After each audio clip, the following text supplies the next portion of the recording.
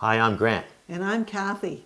Welcome back to our Change How You Think weekly video podcast. If you'd like to hear from us every week, then subscribe to our video by clicking on the weekly video tab at the top of this page.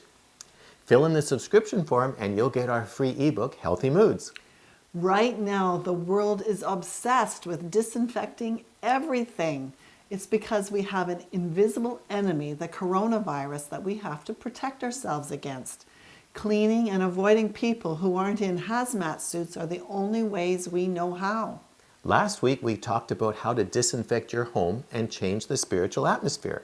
This week, you're going to learn how to disinfect your mind. We are surrounded by so many threats from COVID-19. There are threats to our health from the virus. There are threats to our finances through the economic collapse and unemployment rates not seen since the Great Depression of the 1930s. And these threats are filling our minds with anxiety and confusion. As Christians, how are we to respond to the flood of negative thoughts infecting our minds?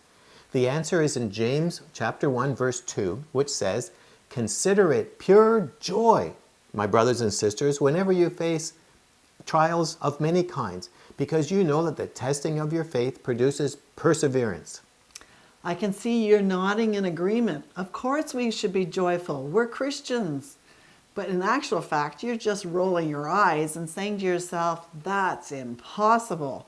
How can I be joyful under these circumstances? You do that by disinfecting your mind, and here's how.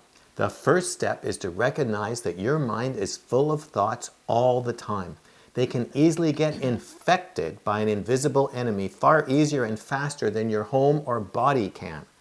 A mind infection is more serious because it can do more damage to you and your relationships than the coronavirus. The second step is to become aware there are three sources of thoughts in your mind competing for your attention: God, yourself, and the enemy, Satan. That means just because a thought is in your head doesn't mean it's your thought. The third step to disinfect your mind is you have to identify which thoughts you're going to accept and which ones you're going to wipe away. And here's how to separate the sources of your thoughts. Your own thoughts are mostly analyzing your situation and deciding what to do next. If it's raining, you'll decide to take an umbrella. If you're hungry, you'll figure out what to have for lunch. God's thoughts are quiet, gentle, loving, calming, and reassuring, just like his personality. The enemy's thoughts, though, are usually negative, frightening, upsetting, pessimistic, or condemning. They'll always make you feel worse by stirring up negative emotions, or they'll lure and tempt you to sin. Satan's most effective technique is to twist your interpretation of events to get you angry or afraid. He will shout his thoughts at you to magnify your reaction so you get very upset. And this is what's happening now during the pandemic. COVID-19 has given him a global opportunity to frighten and confuse humans. The fourth step is good news. Unless you have a mental health problem, you have authority over the thoughts in your mind. You can choose which thoughts you're going to accept and which you are going to ignore. So it's up to you to ignore all the thoughts that are getting you fearful and upset. But blocking a thought will only be very temporary. Within seconds, the enemy will throw the thought back at you with even stronger justification.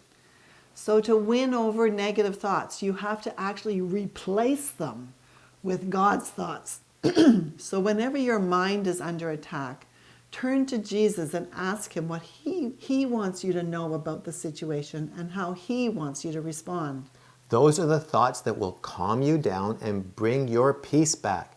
That's the way you can have joy even in a trial.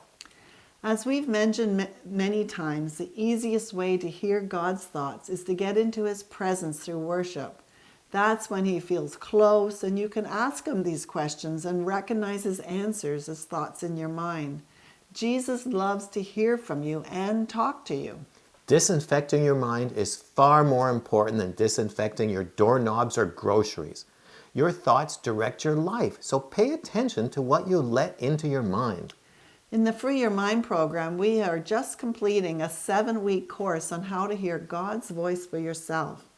We want people to talk with Jesus and thrive during the pandemic, not just survive. So join our Free Your Mind weekly online video program and learn how to recognize God speaking to you. It's a great way to be transformed mentally, spiritually, and emotionally during lockdown. And you can learn more about it using the links below this video. We'll talk to you again next week, but this week, disinfect your mind by throwing out all the bad thoughts and asking Jesus what he wants you to know about the situation.